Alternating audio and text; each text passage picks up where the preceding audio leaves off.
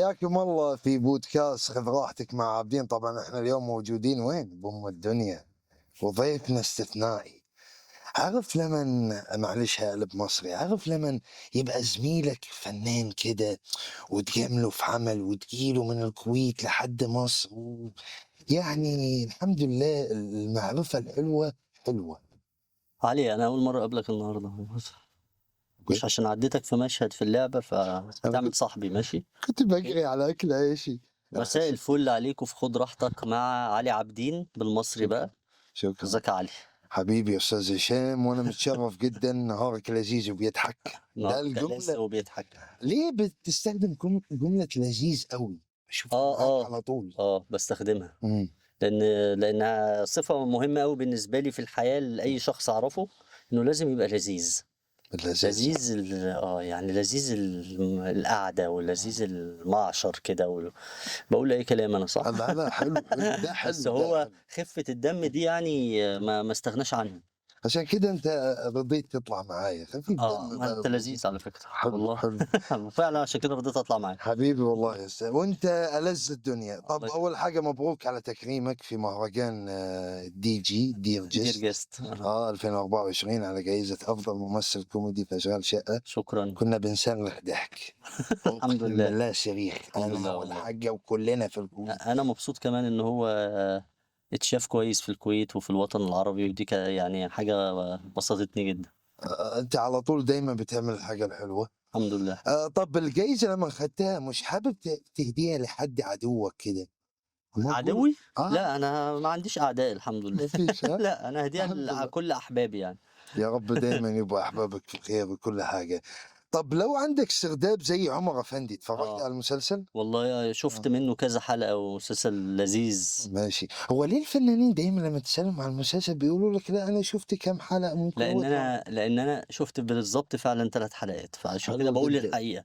حلو، بحب الحقيقة. طب لو بس عندك مسلسل حلو قوي. لو عندك السرداب ده ممكن تروح فين؟ أي حقبة زمنية كده في بالك، في خيالك. أه حقبة زمنية. مم. هرجع للسبعينات. في حاجة معينة نفسك عايز ترجعها في اشوف السرداب؟ اقابل ابويا وامي واشوفهم اتعرفوا على بعض ازاي، والشلة كانت عاملة ازاي، والقميص ده وكانوا شبهنا كده، ولا كانوا شخصيات تانية، ولا زي ما بيحكوا، ولا العكس. عايز اكتشف كل الاسرار دي. طب حابب يعني لو رجعت في السبعينات كنت هتمثل؟ يعني لو رجعت امثل في عادي. السبعينات؟ يعني لا، في اي وقت كنت امثل ان شاء الله. طبعا نجم في كل العصور. مش لازم نجم، بس كنت هحاول امثل. طب في فيلم معين في بالك يعني نفسك كنت تقدمه في الكلاسيكي في السبعينات؟ في زمان اه في افلام كتير بحبها مم. يعني مثلا فيلم اشاعة حب زمان قوي، حلو كنت جدا. اتمنى اعمل الفيلم ده. فيلم العار. اوه انت بحبه قوي. بتحبه الكيف، انت بتحبه كيف جدا. يا خبر ابيض، اكتر فيلم بحبه. كنت هتاخد يعني حاسس نفسك فين في الدور؟ طبعا من غير مقارنة ولا حاجة، دول اساتذة كبار يعني طبعا احب دور في الفيلمين استاذ محمود عبد العزيز، ربنا يرحمه. بس ما كنتش هعرف اعملهم كده طبعا يعني. الله يرحمه، يمكن يعني يكون. كان اسطوره. طب دايما بيقولوا لك او بيقولوا ان هشام ماجد صريح وفير جدا وممكن يخسر اللي حواليه. ده في جملتين الشغل. عكس بعض. صريح وفر ويخسر اللي حواليه. اه ليه طيب يخسرهم ليه؟ ما اعرفش، هو الصراحه في اليومين دول بتخسر، معلش هي آه، كده. لا يعني مش الصراحة اللي هي تضايق أو توجع يعني، بس يعني اللي في قلبي على لساني يعني بتجامل في شغلك ما بجاملش في شغلي على طول خالص. حتى في البدايات؟ أجامل بره شغلي. ماشي. وممكن أجامل بحدود يعني، إنما ما جاملش في شغلي اللي هو لدرجة إن أنا أبوظ شغلي عشان خاطر أجامل حد دي. ما عندكش الحته دي لا. خالص، عشان كده جاملتني بيك. الحمد لله. طب تجربتك مع الاطفال في مهرجان نبته اول حاجه. أحلى حاجة في العالم والله. بتحب ما الاطفال؟ استمتعت جدا. سوري. استمتعت جدا بمهرجان النبتة ده. بشكر الشركة المتحدة جدا انهم اخيرا فكروا يعملوا مهرجان للاطفال، لان فعلا احنا عندنا مهرجانات لحاجات كتير، بس العنصر الأهم عندنا اللي هم الطفل. الأطفال أو الطفل ما عندناش مهرجان ليه، فهو كمان اتعمل بشكل كويس أوي، يعني الديكورات والألعاب اللي عاملينها للأطفال والمسابقات اللي عاملينها والندوات اللي عملوها وجابوا فنانين فيها حلو جدا. والحفلة نفسها انبسطت فيها أوي وأتمنى تتعمل كل سنة. يا رب. ومش نفسك تقدم حاجة للطفل، فيلم كده ديزني ممكن دي تقبل أمنية دور حياتي يا علي، دبلجة وكده؟ أمنية حياتي. نعمل تيمون وبومبا مع بعض. ممكن. طب ما أعملها أنا وشيكو أقرب. ماشي ممكن. احنا دلوقتي قريبين من بعض.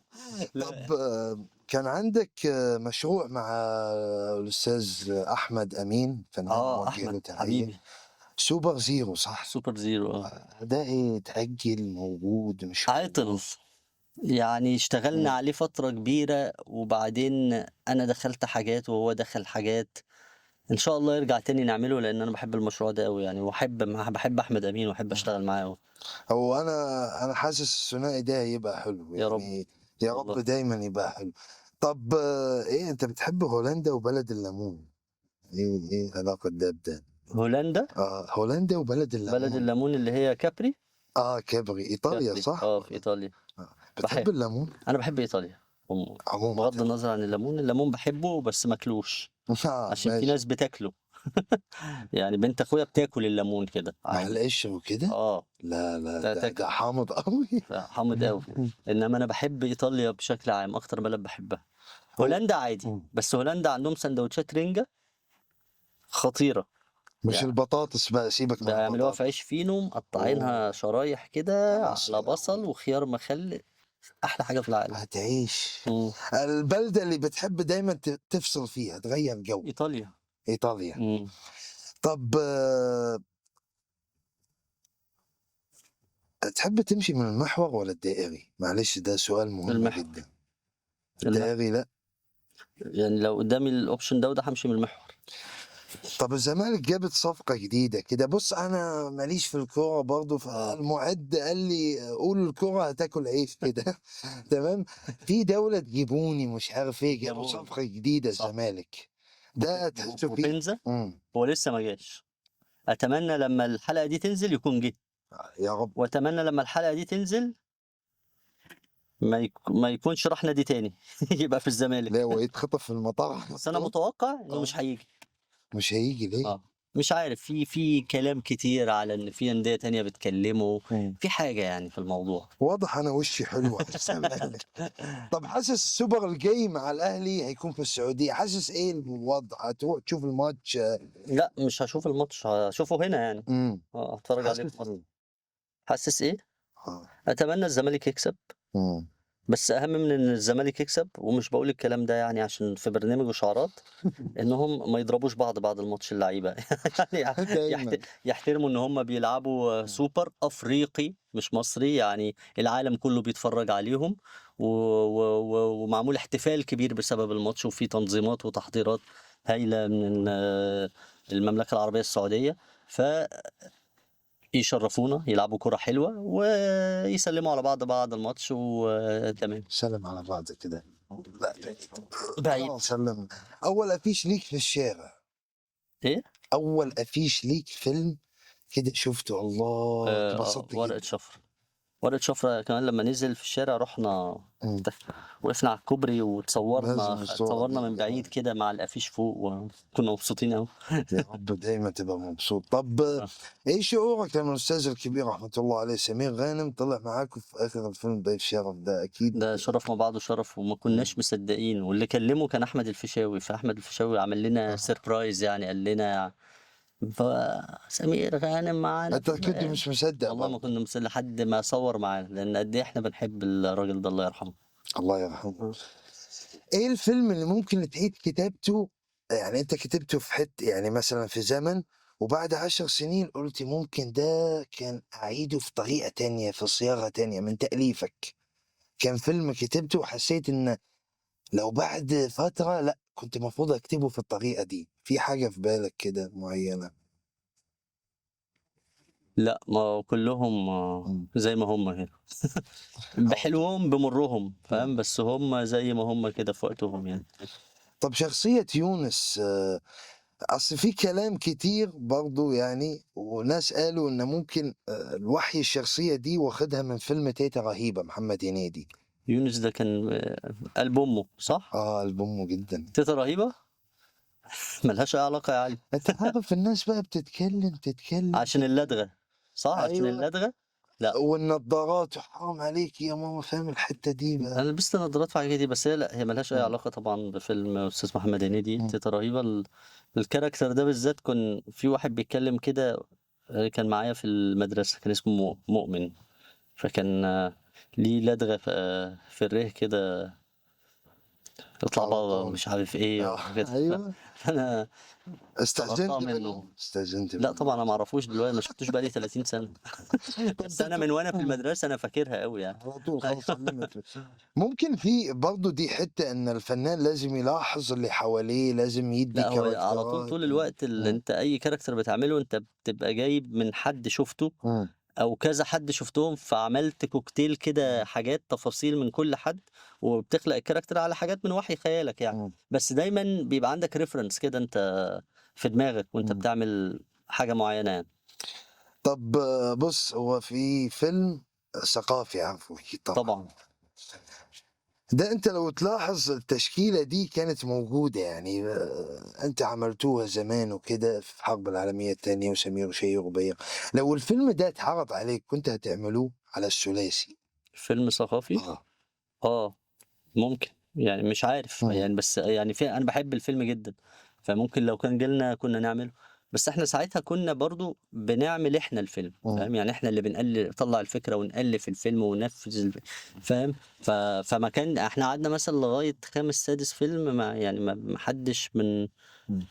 لأ، أول 3 أفلام إحنا كتبناهم، بعدين ابتدينا من الحرب العالمية التالتة هو ابتدينا بقى حد يكتب لنا الأفلام وإحنا نقعد معاه وهكذا، إنما قبل كده كنا إحنا بنقوم بالمشروع يعني. طب بتحب الكوميديا الجريئة؟ إيه الجريئة دي يا علي اللي هي بتغمز أنت فيها وأنت بتقول إيه الكوميديا أنت الجريئة؟ المُعِد قال لي قُل جريئة مع غمزة. يعني أنا عايز أشوف المُعِد ده. مُعِد هتشوفه، ده موجود في الكويت قاعد دلوقتي في دوام، فاهم الشغل ده الديوانية. أنت جيت الكويت صح؟ يا لهوي! باحبها أوي، أحلى بلد كلت فيها في حياتي، بُصّوا يعني بجد عشان ما تقوليش ماما خِس. بُصّوا يا جدعان. حلاوة وطعامة الأكل هناك غير عادية. أنا رُحتها في 2018، بلد جميلة وشعبها لذيذ وجميل و وهو الشعب المصري والكويتي كمان في بيحبوا بعض، في ترابط كده بينهم. طب أنت شايف إن أول حاجة نوجه لكم تحية أنتم الاتنين، المطاعم كانت إيه؟ يعني إيه لا، المطعم لا، اللي بُص بقى شدّك كده؟ الكويت بالذات أنا رُحت فيها mall جامد جدًا، إمم، مش هنقول اسمه بقى عشان دعاية وكده، إمم، بس هو كل يعني أنا رُحت كذا مطعم في كذا بلد، هو الmall ده جامع المطاعم دي كلها في حتة واحدة. إمم. فاهم؟ أنت عارف أنا باتكلّم على إيه، صح؟ عارفه بس جدًا. فعلًا هم في الكويت الأكل ده عندهم ما بيهزرش، وفي رُحنا كمان صديقي هشام الغانم موجه له تحية الموزّع طبعًا. الكبير، نحييك يا هشام، أنا ودّانا مكان بتاع كنافة بالجبنة، يا خرابي عليها، يا خرابي! أنت الجبنة بتفضل معاك لحد فوق كده، موجودة معاك لحد ما ترجع مصر. وبتغلي جوّه، لا، لا، لا، لا، لا، أنا لا، كده لأ، أنا لازم أطلع أنا فاصل. لازم أروح الكويت، لازم. يا باشا تيجي تنورني فوق الله راسي يخلّيك. وموتزاريلا أوي على الأرض فيها والكنافة وكل حاجة. طب توليفتك مع نجاح فيلم مستر إكس وتوليفتك مع الفنان محمد ممدوح والفنان أمينة أو الفنانة أمينة خليل، ده أنت طبعًا خُضت التجربة دي، خدت جمهور جديد من فاهم الجمهور بقى لمّا الفنان محمد ممدوح وأمينة خليل بقوا مع بعض ويعملوا فيلم كوميدي معاك، أنت حاسس التوليفة دي من أول الورق كنتم مع بعض وحلو والّا اتفقتوا على حاجات، كان في صعوبات والّا خلاص على بقى طول؟ ما تسيبني أرُد بقى، أنت صح، هتقعد ساعة تسأل؟ صح. أولًا اسمه إكس مراتي. مستر إكس ده بتاع أحمد فهمي، كان السنة اللي إمم، فاتت وكسّر الكون.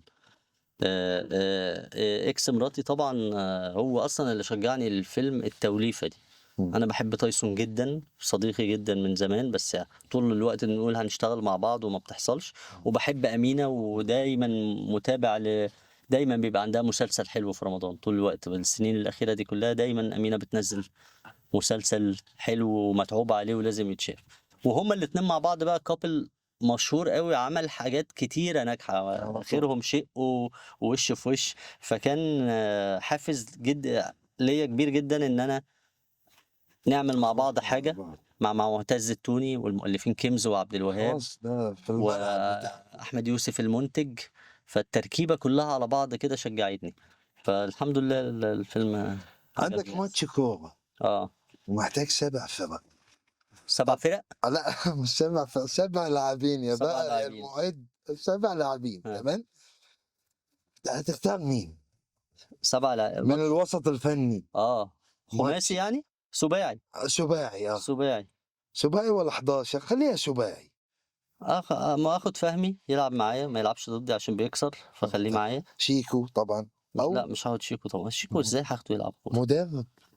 شيكو ايام الجامعة عشان ما كانش بيلعب معانا في الفرقة، كنا بنسمي الفرقة باسمه، فالفرقة تبقى اسمها شيكو، يبقى نخش دورة الجامعة بفرقة شيكو. كده فاهم؟ فخورين وهو بيكو يقف بره انتوا. كأنه المدرب. انتوا ولادي وكده. تمام. احمد فهمي ومين كمان؟ احمد فهمي، احمد السعداني، تمام جدا. احمد داوود. تحية.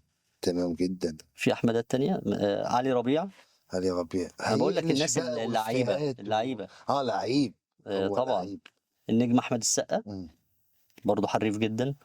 أه هقول لك. مم. كام واحد قلت؟ كام؟ 5. انت قلت انا 5. قلت 5 وانا 6. وانت 6. هقول لك بس هقول لك حارس مين؟ لا في حد كويس. مم. حارس.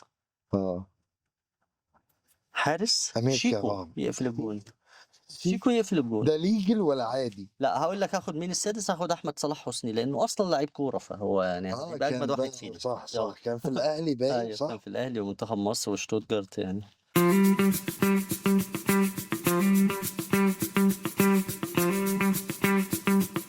طب ندي على خيار الضيف. بص انا هديك مناطق في مصر وحاجات.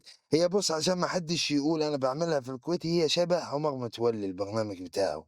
انا هديك منطقة في مصر، قول لي بتفكرك مين من الفنانين. ماشي. يعني مثلا الاهرامات بتفكر الاهرامات الفن. بتفكرني بمكي. الاهرامات. لان مكي من الهرم يعني ومن طلبيه، هو بيحب يعني كمان منطقته وغنى لها قبل كده طب نهر النيل. نهر النيل الكوميديا اللي تشوفه في اي حتة تعدي تشوفه. نهر النيل. نهر النيل اه فكرني بالفنانة لبنى عبد العزيز عشان عملت فيلم عروسة النيل. فكل ما يجي في الحتة سيرة دي. النيل بفتكر الشط وهي طالعة منه. طب امبابة كده تحسه جدع. امبابة أحمد فتحي، تمام. لأن هو امبابي وأسقس امبابي وجدعان كده، رجالة.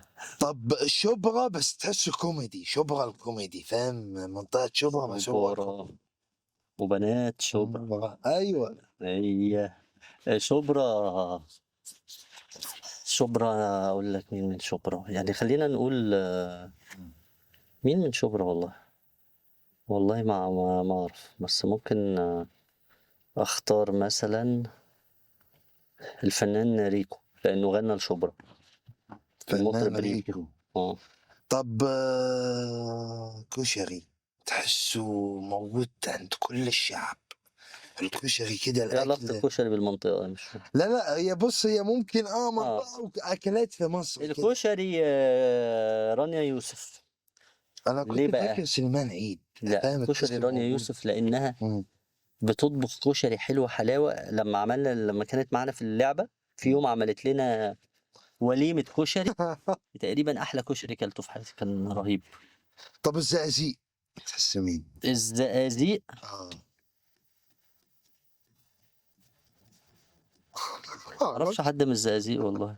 لا اللي تحسه كده زقاوي في يعني نفسه ممكن فاهم؟ أقول مصطفى غريب، لأن مصطفى غريب برضو إيه هو أنا مش فاكر في مصطفى منين، من الشرقية ولا من المنصورة، بس تقريبا من الشرقية. فهو واتولد هناك وكده، وبعدين جه هنا مثل هنا بقى. مصطفى غريب. حلو جدا. دمنهور آخر منطقة بقى ونقفل. دمنهور وتحسه كده دمنهور ما اعرفش. تحسه دمنهور كده، ها؟ اه شفت في نفسه. تحسه دمنهور كده، صح؟ فهمت، دمنهور في شغله، دمنهور في تحس حياته. محمد ثروت دمنهور كده، دمنهور في شغله كده.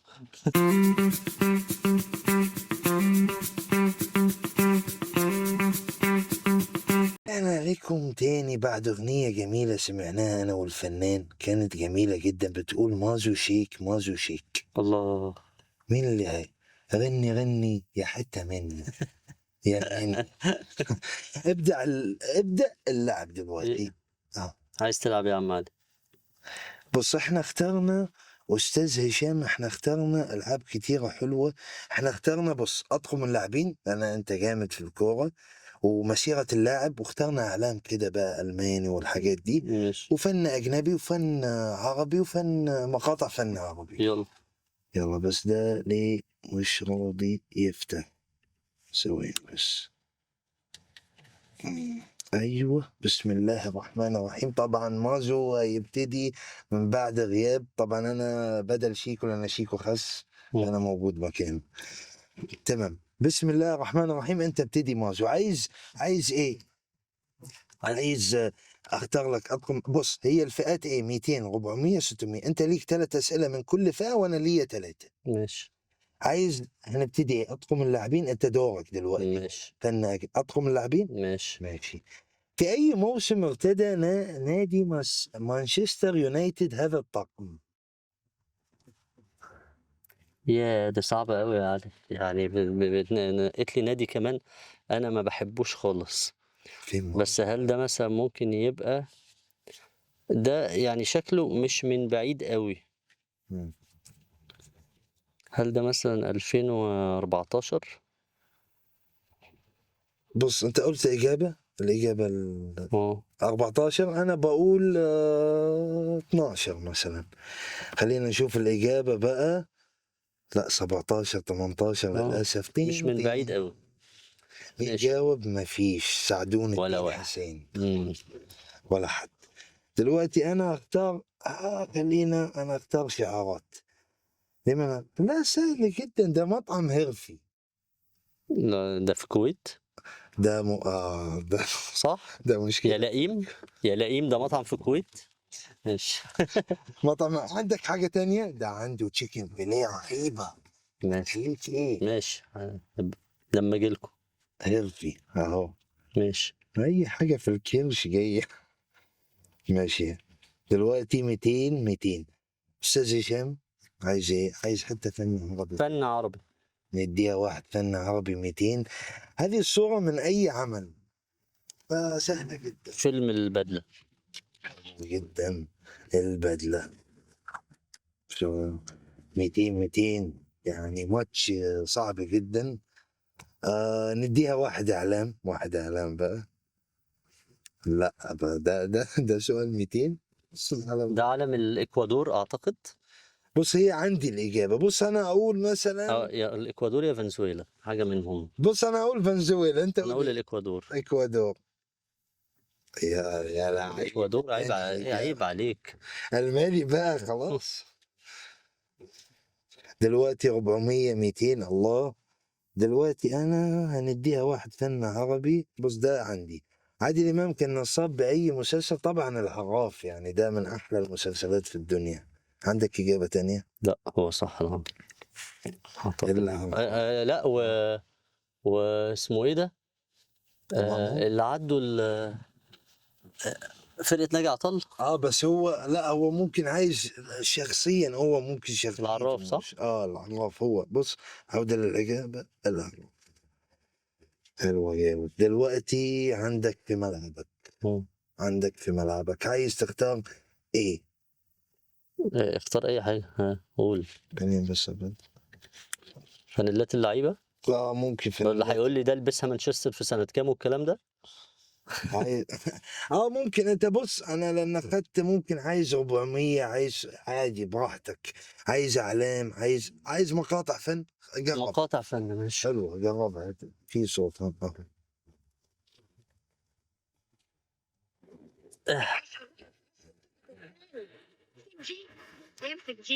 أنا مش شايف حاجة. ولا شيء ولا شيء. استنجد بقى الغنى. حافظ حاجه لمحمد محي؟ يوم ورا يوم حبيب انا ده غالبا البلطية العايمة. انت اجابتك دي ها؟ بلطية. انا بقول ولا استنى، أستاذة عبلة كامل ومنى زكي. انا عارفه بس مش هقول لك اسمه. اسمه ايه؟ هو غالبا الفيلم ده. هو في اوروبا. خالتي فرنسا. دخلتي فرنسا. بس انا ساعدت موازو عشان ما تقولش اجابه.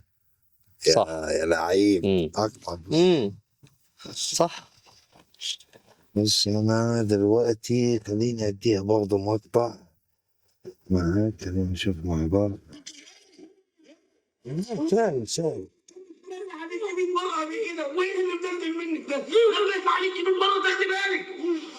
اللي نطلع بيه من الحادثه الفظيعه دي انه ما حصلش اي تغيير في البيت من ساعه ما جيتي. ده عندي الإجابة دادا دودي. فيلم دادا دودي. صح. ايه رأيك؟ متابع ها؟ صح. ماشي. دلوقتي عايز ايه؟ عايز بص احنا اطقم ماشي 400. تخشي على 400 لان انت ليك الخيار ده فاهم؟ ماشي. انا لسه ما فتحتش 400. هذا الطقم الثاني لأي نادي. ايه ده سادة اصلا الطقم ده.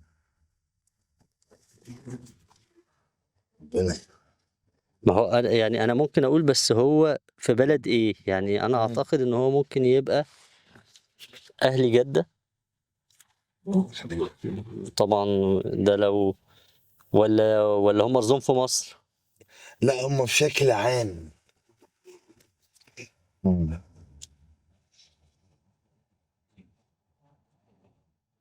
هقول اهلي جدة. هتطلع غلط. انا بقول ما اعرفش يعني. ما اعرفش خالص. نادي نيوكاسل الانجليزي. لا يعني صعبة جدا. طب حطوا الشعار، تحطوا دي حتى ما هم كده ما فيش. هم كده. لا مش هنلعب الأطقم دي تاني. لا بس مش عايزها. مش نلعبها عادي. انا عندي بص خلينا ندخل بقى فن اجنبي. انا عليم من هي عميل الاف بي اي الذي طلب من روموند رادنغوتون التحدث والعمل معه فقط. انا بص اجنبي مش هو عندي السؤال بس خلينا اقول. لا صعب. عايز شخصية ولا ممثل؟ لا صعب. ممثل. مش عارف انا الصراحة. جورج. انا اقول جورج. جورج ايه؟ جورج بس؟ ما اعرفش اي. بيتر. بيت. جورج ايه يا ابني؟ اصل عايز اسم الفنان مش الشخصية بقى فاهم؟ طيب ممكن نقول مثلا ان هو توم هانكس. اي حاجة يلا. مش اي حاجة فاهم؟ لا اديها كده. اليزابيث كين. مستحيل نجيبها. اصل طيب وريني الاعلام. ماشي. الاعلام حتى 200 كده. اعلام ماشي. ده علم النمسا والزمالك. الله وفرايديز. صح النمسا صح. ايوه النمسا. موزة بقى خلاص زمالكاوي. بص انا اديها 1400 علم سلطنة عمان. صح. هو عندي متهيألي. انت تقول حاجة؟ لا ماشي. ممكن سلطنة عمان. ايه ده؟ بيلاروسيا. بيلاروسيا. ازاي كده؟ ده شبه المغرب وسلطنة عمان. لا مش شبه المغرب خالص. شبه لبس منتخب المغرب. شبه المغرب.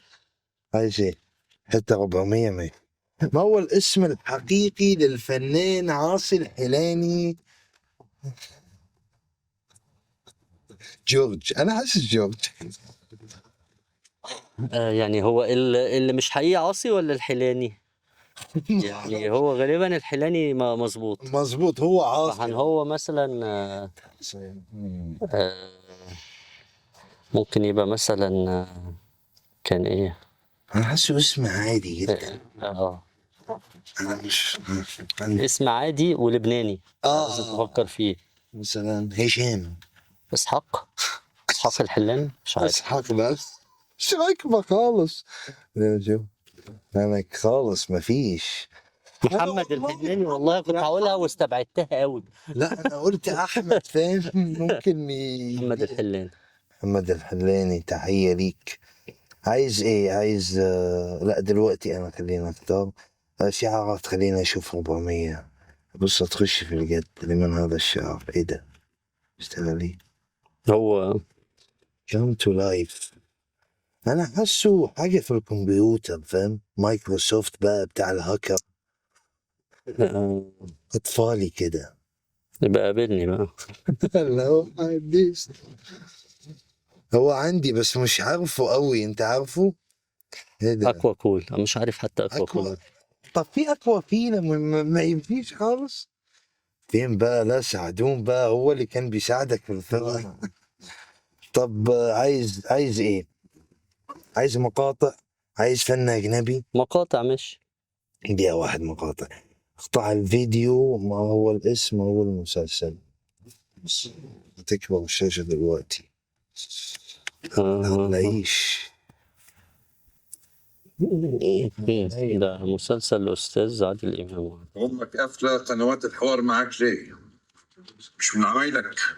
يا بابا يا حبيبي، انا كائن مستقل، لا احب اتدخل في حياه حد ولا حد ده يتدخل في حياتي. يعني انا لما اتقدمت في ده مسلسل الأستاذ عادل إمام، وكان أول مسلسل تعمله طارق عماد. ولما نقلوني 6 اكتوبر في اسمه إيه بقى؟ ما كنتش ساعات. هقول لك اسمه إيه، ممكن يبقى اسمه اقول لك على هنت. انت رحت برنامج مع شيكو، كلت بقى ملوخية وكده، كان اسم البرنامج ايه؟ صاحب السعادة. ده صاحب السعادة، بس كنت هقولها لوحدي على فكرة. الله بحبك يا فياك يا منصور. ماشي، إجابة صاحب السعادة. اتفرجت عليه، أنا بحبه جدا. وأنا برضه. تحية للزعيم عادل إمام. خلينا بقى 400 من البوستر الموضح. ما اسم المسلسل أو الفيلم؟ سهل إيه ده؟ أنا عارف. بطاقية ميم، هو صح تبعي. صح. إيه رأيك؟ أنفع أمثل في لا رجعيني يا هو. إيه ده؟ راجعيني هوا أصلا. طب مش حط. أنا دخلت عليا برضه إمبراطورية مين، أصل المسلسلين كانوا سنتين ورا بعض. أيوه على طول. مين جاوب؟ مفيش ولا حد. لا أنت اللي خسران، هو سؤالك أنت، أنا مالي. لا هو بص ان النقطة رايحة خلاص مش تتحسب منك. بص دلوقتي انت 1200 انا 600. انت طب أنت عايز تكمل يعني بعد كل ده؟ لا هنحسب. طب بص في منافسة جاية ولا هنفضل في كده؟ جاية طيب جاية ماشي. الدور الجاي. سبحانك يا رب، انا لو بعمل شباك لبيك مش هتطلع لي كده. عشان تعرف بس انا بحبك قد ايه. طب اقول لك ايه، الحقني بقى المره دي بجد، الحقني ابوس ايدك عشان الدنيا فعلا ابتدت تعك قوي. كده معناه ان المفعول ابتدى يخلص. ماشي، هو أنا طبعا مش فاكر هو من إيه، بس من الكلام هو من المسلسل فيلم عمله أرض الأحلام. الفيلم بتاع يا عمي. يا عم فيلم أستاذ فؤاد المهندس. عارف لما حد يجي في وشك يقول لك انت اجمل انسان ويروح ورا ظهرك يقول أيوه أنا عارف الفيلم. أرض النفاق. بس أرض النفاق. انا كنت بديك النفاق نفسها. طب ماشي مش مشكلة. بص هديك انا هاخد واحد سؤال 600 اجيلك كده رومونتادا. حرك شفايفك عشان مش شايفك. انت هنا؟ ده انا كنت مستنيك جوه. عرفت. عندي سؤال. تحب تموت بسرعه ولا واحد؟ جوزة 18 صح؟ مسلسل أنا ما أعرفش. بتاع حسن ورداد. انا حاسه. هو بص طب شوف الإجابة. يا عقدة لا جوزة 18. انت تقول حاجة؟ هو مش عقدة الخواجة. ايه رايك؟ جوازة 18. ايه رايك؟ برافو عليك. بس هل اتعادلت معايا؟ ما حصلش. لا لسه رومونتادا جايه بقى. طب عايز ايه؟ عايز أطقم لعيب تحدي بقى، يلا على الأرض. 600. عايز 600 ولا 600 دي 200؟ معناها إنها أصعب صح؟ خلينا 200. خلينا خليها 200 طبعا. هذا الطقم الاول لنادي ارسنال في اي موسم. هو بقى عليك كده دوري انجليزي.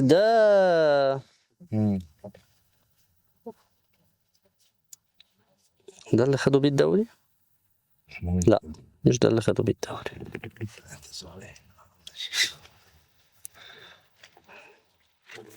يعني هم اصلا لما خدوا الدوري في وسيله مسافه. هقول لك حاجه لطيفه، اصل هم فلاي اميريتس دي اشتريتهم بعد ما خدوا الدوري، يعني هم دي الاستاد الجديد ولا هي شاريهم من قبليها؟ يعني دي تقريبا اقول لك انها 2000 بص لك زي سعدون مفيش ولا حاجه. كوره خالص. بص في اي موسم، دي صعبه قوي، ده بيغيروا كل سنه طقم يعني. هي كده. دم. هنقول انها قريب. دي كده سنه هب. 2019 و20 كده. 2019 بص انا أو اقول 20. 17 18 مستحيل. انا حسيت 13 14. والله كنت هقولها اول حاجه، بس قلت جاوبت الاجابه دي قبل كده. هطقم مستحيل للأطقم. طب انا خليني اديها واحد اجنبي بقى، خلينا نديها واحد اجنبي. في اي عام تزوجت انجلينا جولي براد بيت؟ انا مالي، ما تطلعه، انا مالي. اي عام. بص هو لما يحط لك سنه هقول ممكن لك. سنه قدام سنه ورا. فاهم، بس هو هو عندي الاجابه. انا بص هقول 2007. في الحته دي، هي في الحته دي. لان احنا كام دلوقتي؟ 2024. يعني هي في 2007، في 2006، في 2008، هي اعتقد في الوقت ده. انت تقول انا 7، انت ايه؟ قول له انا 6. انت 6. 2014. ده حبوا ده بعض. احنا اتنين يعني ضايعين، احنا الاتنين ضايعين. ماشي ولا حد. طب عايز ايه؟ عايز فن اجنبي، عايز اطقم؟ عايز لا. فن عربي. 600 نديها واحد 600. احمد زاهر وريهام عبد الغفور تجوزوا باي مسلسل؟ تجوزوا اصلا في اي مسلسل؟ والله دي كمان حاجة قديمة قوي. انت ممكن تتصل على حد على فكرة، في اتصال بصديق. لا، الموضوع أبسط من كده يعني. تين من سيربح؟ والله حاول مثلا إنه مش الرجل الآخر، لا. ممكن رجل العناب؟ لا. تيتا ست أصيلة، ما مش عارف. أصيلة. ماشي. بص لو اصيل احسبها صح. طبعا. الحقيقة والسراب بقى. كان قصدي ده، والله العظيم كان قصدي من ده. اصيلة يعني هو أنا كنت مسلسل لفيفي عبده، أنا مش فاكر اسمه إيه، فاهم؟ تتعود. هو السراب. 600. ما هو أول فيلم أنا شاركت فيه الفنانة هنادي مع فيلم أنا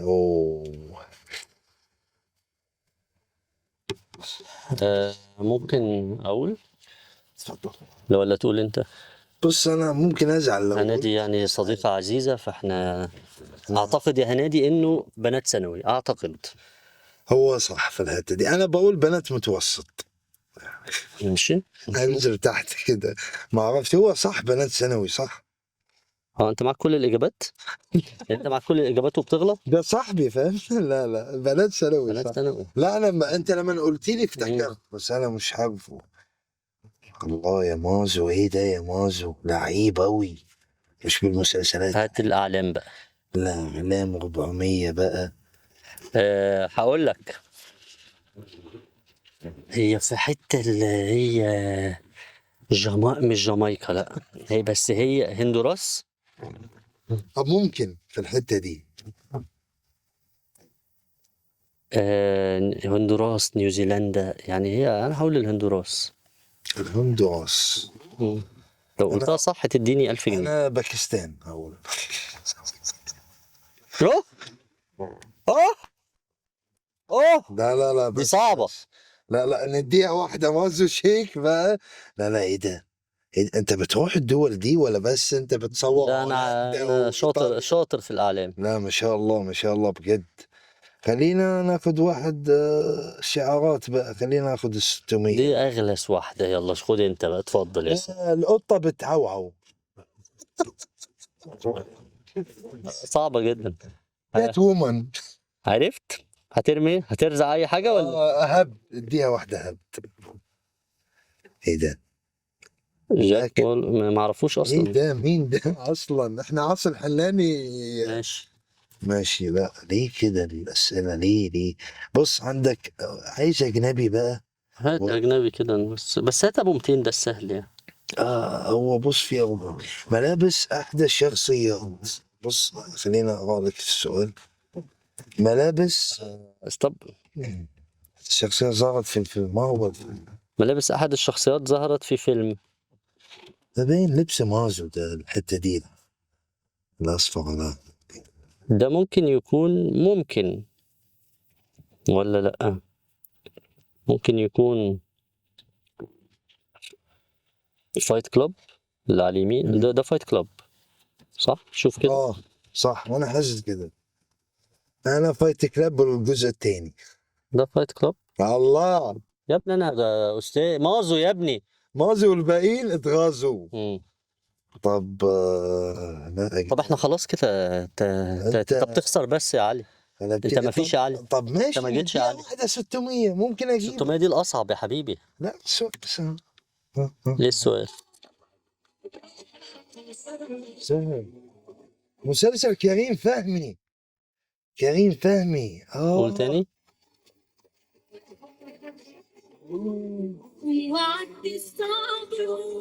أغنية. تمشي عكس ما الحياة دي. هدى علي باين اللي بتغنيه. مسلسل كريم فهمي. ما كريم، بس انهي واحد؟ اللي كان معاه ما اعرفش كان معاه مين. عايشة بن أحمد ممكن. كان لابسين أبيض حتى في التتر المسلسل أو البوستر. مش فاكر. هو حاجة طلاق، حاجة اسمتي، حاجة نصيب. أمر اسمه ايه؟ أمر واقع. امر واقع. إيه ده؟ لا. طيب ها ممكن اختار من الايه، من الفن عربي. ده انت خسرت فن، بس انت خسرت كل حاجة. خسرت كل الناس على يعني اختار منين انا؟ ولا خلاص انا خلصت دول؟ احنا بنختار من، ماشي ناخد 600 على. انا شمال ولا يمين؟ طبعا يمين، ما تقولش انا كده. يمين. عادي 600 لنا الاثنين. ده اكيد ده. بص هي هل جامايكا؟ هي عاملة فيها غانا بس هي مش غانا. وهي ممكن تبقى جامايكا، مش متأكد طبعا، بس هي ممكن تبقى. كازاخستان. هي حاجة لا. ستين. لا ما هو ده هزار بقى. لا بص، نيمار ده بلد نيمار. انا كنت اقول ما نيمار عادي. ما اعرفهاش طبعا. احلام صعبة. ايه ده؟ لا خلينا بص ارجع لك شهرات. بص هيديني واحدة في الكويت. ده طبعا مطعم اسمه الخباز بيك. بص ده ساعدني جدا. خباز يعني. والله اهو. برافو عليك. ده حاجة في الكويت. يلا خد اي نقطة.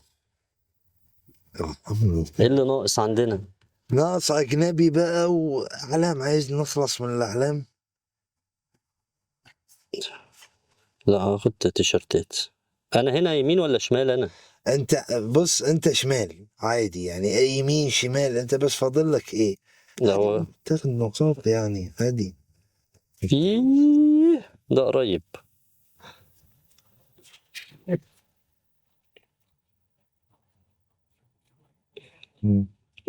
يعني ممكن يبقى 2018 19 20. بص هو كل مرة 13، أنا أقول 13 14. 16 17 محسوبة لي، لأن أنت قلت لأن إيه؟ أنا لا قلت 2018 2017 2009. لا محسوبها لك طبعا. مم. هو يقدر حد يقول من غير كده؟ مازو خلاص. أنت برضه شخصيتك قوية في اللعبة. إيه ده؟ انت زي جبتني على طول. حلوة. لا انا خلينا اخد واحد 400. خليني اجيلك بس. لمن هذا الشعار؟ ده حتى في الكويت. ده اسمه بنك التسهيلات. لا التأمينات، ما اعرفش تسهيلات. ما اعرفش اولمبيات. بنك الأولمبيات يبقى. لا ايه ده؟ جمعية الايه؟ الرقة. لا لا لا لا لا لا لا لا لا لا ايه ده؟ مع السلامة يا علي. مع السلامة. بس انا لو حتى لو يعني ماشي يا مان. انت لو جبت 600 خلاص انت هتفوز كده كده. ايش حتى اصل فن اجنبي صعبة. أنا الشمال مش اليمين. حلو. من الممثلات اللي قامت بدور ميراندا ونيسلي في فيلم ذا ديفل؟ يعني أنا عارف بطلة الفيلم، معرفش هي اللي عملت ده ولا لأ، اللي هي أنا هاثاواي. هل هي صح؟ انا اقول انجلينا ولا جولي. ولا ميريل ستريب؟ لا أنا هاثاواي. انا بقول مريم. اوكي بص دي واحدة كده واحدة كده. ميريل ستريب. ميريل ستريب. طب ايه ده؟ ما أنا قلت يا كده يا كده، لا السماعات. قلت يا كده يا كده. لا لا لا لا لا لا انت تاخد ايه ده؟ ازاي انا؟ لا لا لا لا انت تاخد ده ازاي؟ طب علي أنت خسرت تماما، انا ما بس تكملش خسرت خلاص. كده. علي انهي الحلقة.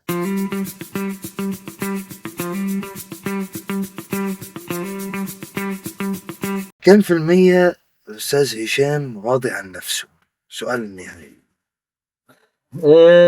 50 50 60 60. 60. ال40 راح فراغ. بروحوا بقى في عدم رضا بقى وأخطاء بقى وندم على حاجات وتصرفات غلط بقى وكده يعني. طب بتقول لهشام ماجد قبل 10 سنوات ايه؟ هقول له ايه؟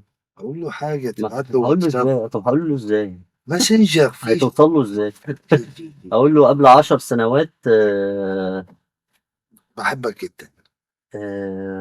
عايز ارجع لك شوية اه شوية، ليه؟ عايز ابدأ من عندك تاني في حاجات هتغيرها خالص. بس يعني ايه، دي بتبقى احلى فترة في حياة الواحد كده، الجري بقى والصحاب بقى والكده، فعايزين نعملها. طب الجاي ايه؟ الجاي ان شاء الله اللعبة الجزء الخامس، الجاي اشغال شقة الجزء التاني. طب انا معاك فيه طبعا يعني. انا انت معاك. معايا اهو. الله الله انت معايا وما كانش بجسدك فبقلبك. الله الله ايه حتة الشيكو دي؟ انت بتجيب التخال على فكرة.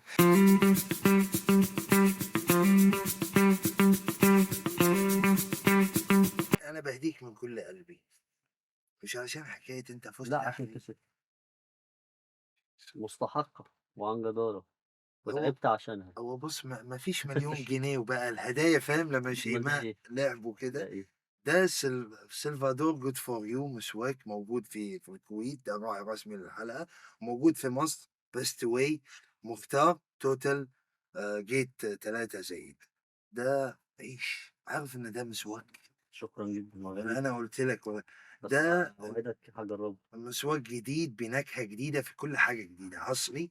انت قلت لي ان حصري. هو قلت لي ان انت هتبطل صح؟ هبطل ايه؟ هبطل اللعب. ده اللي هيبطلك اللعب. ايه رايك؟ ده اللي هو حلوة منك. حلوة. شكرا جدا. شكرا انا يا عمري ما انسى لك الوقفة دي بجد. انت بص في حاجات انت عملتها ليا ممكن ناس كتيرة والله العظيم ناس كتيرة ممكن تقول عادي، بس انت اديتني البوش اديتني الامل وقفت معايا. شكرا جدا يا استاذ بنقول هشام. الكلام ده على الهوا. العفو يا حبيبي. حبيبي حبيبي. نشوفكم في حلقة جاية وفركش مع ألذ إنسان في الكون علي عبد هشام الله. ماجد.